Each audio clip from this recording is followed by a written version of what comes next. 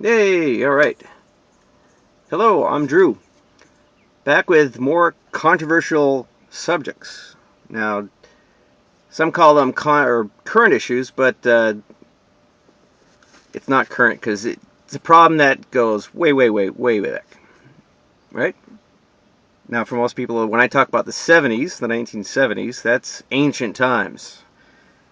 But if you're going to talk about immigration, you got to talk about somebody like that fat Nazi Henry Kissinger and his stupid study and policy on depopulating places like Mexico. Right?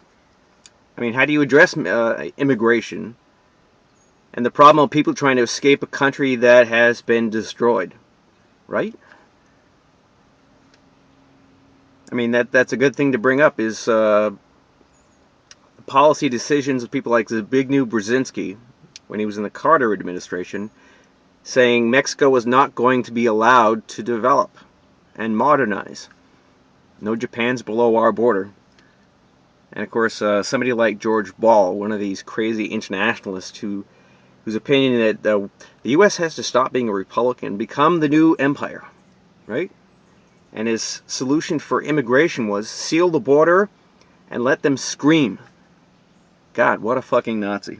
But anyways, that goes into this issue of what we're spending our money on in terms of so-called security, right?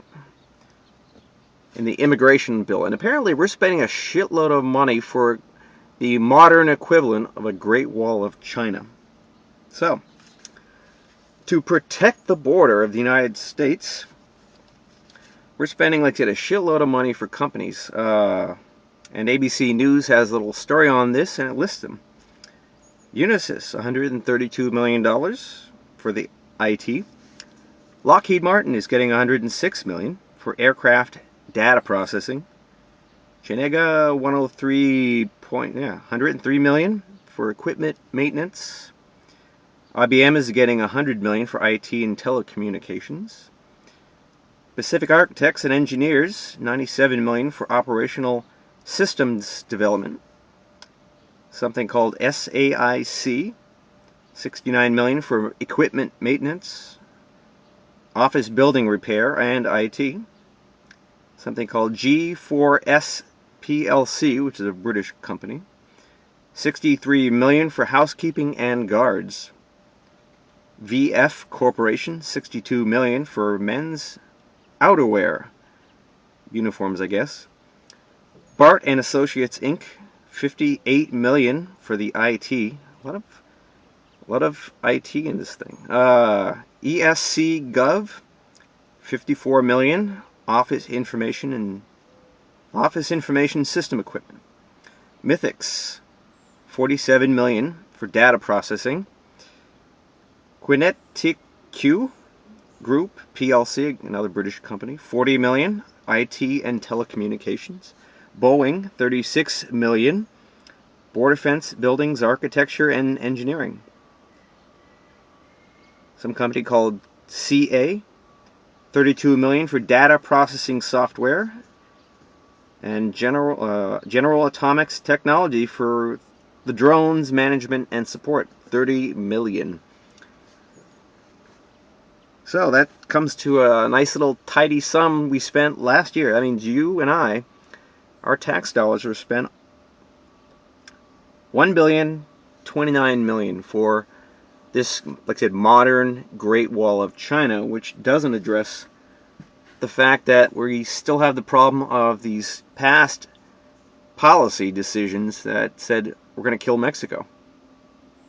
Right? Nobody addresses that. If people want to escape a country that has been turned into a hellhole, do you blame them? Right? Why? That's scapegoating. It's racist. Don't be a racist. Right? Let's change the policies that destroyed Mexico. Wouldn't that be the same thing to do? Right? I mean, for Christ's sake, you look at these stories about these drug cartels, that the banking system facilitates the drug money laundering that these groups do. Right? They don't get prosecuted. Of course not. But you're talking about the British system, the British Empire, and their offshore banking system in the Caribbean, mainly. That facilitates drug money laundering. But, again, can't solve it unless you address all these issues. So this is Drew with another very controversial subject, which nobody seems to want to address beyond scapegoating people trying to escape the hell that these Wall Street companies that we've been bailing out have given us. Right? So think about it. Alright, this is Drew, signing off.